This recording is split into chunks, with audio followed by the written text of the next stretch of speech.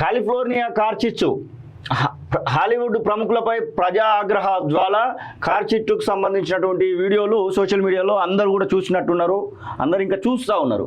నీటి కొరత కారణంగా అదుపులోకి రాని మంటలు, ఇండ్లను కాపాడుకోవడానికి విచ్చలవిడిగా ఖర్చు చేస్తున్న హాలీవుడ్ ప్రముఖులు, ప్రైవేటు ఫైటర్లకు గంటకు $2,000 ఇస్తున్నటువంటి వైనం, నీటి కొరతకు సెలబ్రిటీలే కారణమంటూ ప్రజలు ఆగ్రహం, గతంలో నిబంధనలు ఉల్లంఘించి తోటలకు నీటిని అడ్డగోలుగా వాడారని ఆరోపణ, 12,000కు పైగా నిర్మాణాలు దగ్ధం, మరో 57,000 ఇండ్లకు ముప్పు అంటూ లాస్ ఏంజల్స్ నుంచి వచ్చినటువంటి వార్త ఇది. లాస్ ఏంజల్స్ ఎటు చూసినా ఎగిసిపడుతున్నటువంటి మంటలు, నలువైపుల నుంచి చుట్టుముడుతున్నటువంటి కార్చిచ్చు, కాల్చే వేడి, కమ్మేస్తున్న పొగ, దావాగ్ని దాటికి దారిలో ఉన్నవన్నీ దగ్ధమై తెల్లటి మంచులా కురుస్తున్నటువంటి బూడిద.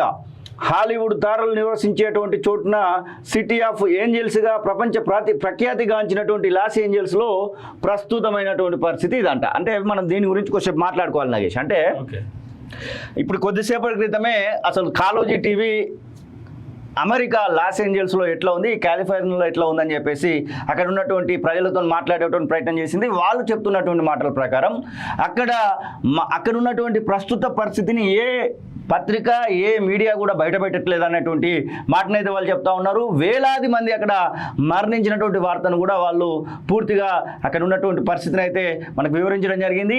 ఇక అక్కడ మంటలు అంటుకోవడానికి ప్రధానమైనటువంటి కారణము మన దగ్గర ఉన్నటువంటి మాదిరిగా అక్కడ ఇలా ఏదైతే మనకు సిమెంట్ ఇటుకలు, అలాగే బ్రిక్స్, మట్టి ఇటుకలు ఇలాంటి వాటితోని అక్కడ ఇండ్లు కట్టుకోరు. కేవలము అక్కడ చెక్కతోని మాత్రమే ఇల్లు కట్టడం అనేది ప్రధానమైనటువంటి కారణంగా వారైతే చెప్తా ఉన్నారు. దాంతోపాటుగా అడవులను పూర్తిగా నరికేస్తూ కొంచెం వాటిని పూర్తిగా అక్కడ ఉన్నటువంటి ఆ యొక్క ప్రాంతాన్ని కూడా వాళ్ళు ఆక్రమించినటువంటి ఆ యొక్క విషయం అయితే ఖచ్చితంగా గుర్తు చేస్తున్నటువంటి పరిస్థితి. ఇక మంటలు అదుపులోకి రావడం అనేది అయితే ఈ 2-3 రోజులు 3-4 రోజులు కాదు, దాని యొక్క ఆ యొక్క పూర్తి తీవ్రత తగ్గడానికి కొన్ని వారాలు పట్టవచ్చు, నెలలలో కూడా వెళ్ళొచ్చు అనేటువంటి మాటను కూడా చెప్తా ఉన్నారు. దాంతోపాటుగా ఈ యొక్క మంటలు అదుపులోకి వచ్చిన తర్వాత కూడా ఆ యొక్క ప్రాంతం కూడా మొత్తము నిర్మానుష్యంగా ఉండడానికి అయితే అవకాశం ఉందని చెప్తా ఉన్నారు.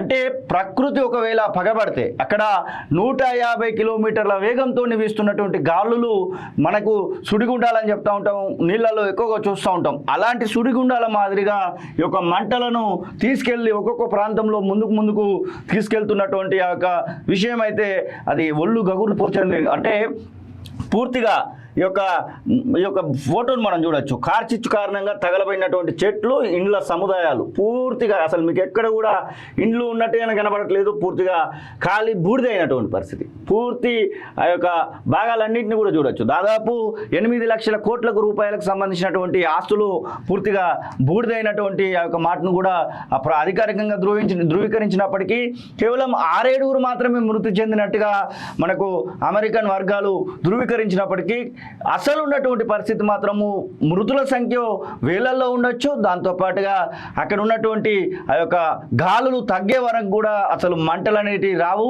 ప్యానిక్ కాకుండా ఎవరు కూడా భయభ్రాంతులకు గురి కాకుండా కాపాడేటువంటి ప్రయత్నంలో భాగంగానే అసలైనటువంటి నిజాలను దాస్తున్నారనేటువంటి మాటను కూడా అక్కడ ఉన్నటువంటి వాళ్ళు అయితే చెప్తా ఉన్నారు. పూర్తిగా 12,000కు పైగా ఈ నిర్మాణాలు దగ్ధమని చెప్తా ఉన్నారు. మరోవైపు 57,000 ఇండ్లకు ముప్పు వచ్చినటువంటి విషయాన్ని కూడా చెప్తా ఉన్నారు. ఇక సేమ్ మనం ఒకసారి హైదరాబాద్ గురించి మాట్లాడుకుందాం. 2014, 2004, 2024, 2004 నుంచి 2014 వరకు కొంత ఆక్రమణకు గురైనాయి.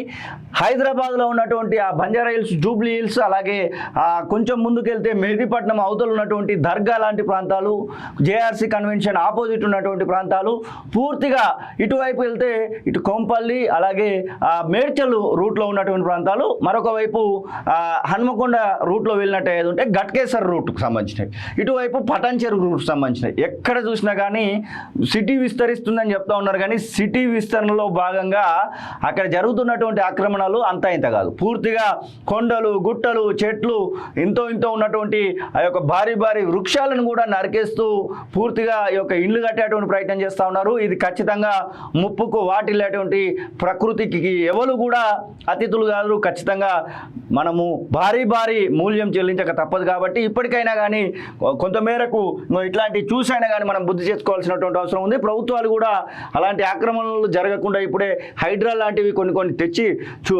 అంటే ప్రజలను కొంచెము ఆ యొక్క విషయంలోకి వచ్చే విధంగా చేస్తున్నప్పటికి కూడా కొంతమేరకు ఆలోచించాల్సినటువంటి అవసరం ఉంది. ప్రజలు వాళ్ళంతటా వాళ్ళుగా ఆలోచిస్తే ఇలాంటివి జరగకుంటుంటే పూర్తిగా దగ్ధమైపోతూ ఉందంట.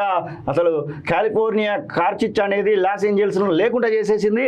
ప్రపంచవ్యాప్తంగా లాస్ ఏంజల్స్ అంటే చాలామంది సెలబ్రిటీలు చాలా వరకు మనకు రిచ్ వాళ్ళు ఉండేటువంటి ప్రాంతం అని చెప్పుకుంటూ ఉంటారు. అది కాస్త ఇప్పుడు ఖాళీ బూడిదై మనకు కనబడతా ఉంది. ఓకే, 10వ పేజీలో ఎటు చూసి ఎగిసిపడుతున్న మంటలు, ఇది చదివిన 10వ పేజీలో ఉంది.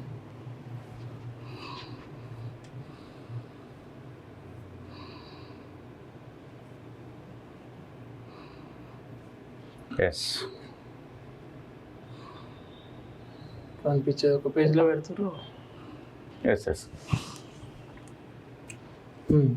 లాస్ ఏంజల్ ప్రాంతంలో మొదలైన పాలిసైడ్ వైల్డ్ ఫైర్ పెను వివాదం సృష్టిస్తోంది. ఈ మంటలను ఆర్పడానికి అగ్నిమాపక దళాలు శక్తికి మించి చెమటోడుస్తున్నాయి. కానీ నీటి కొరత కారణంగా ఫైర్ హైడ్రేట్ పనిచేయకపోవడంతో మంటలు అదుపులోకి రావడం లేదు. దీంతో ముప్పు నుంచి తమ ఇళ్లను కాపాడుకోవడానికి హాలీవుడ్ ప్రముఖులు విచ్చలవిడిగా డబ్బులు ఖర్చు పెట్టే అపార కుబేరులు ప్రైవేటు ఫైర్ ఫైటర్లను గంటకు 1.72 లక్షల ఉంటే రోజుకు దాదాపు 40 లక్షలు కూడా చెల్లిస్తామని దీంతో ఆయా ప్రముఖులపై ప్రజాగ్రహం వెల్లువడుతుంది.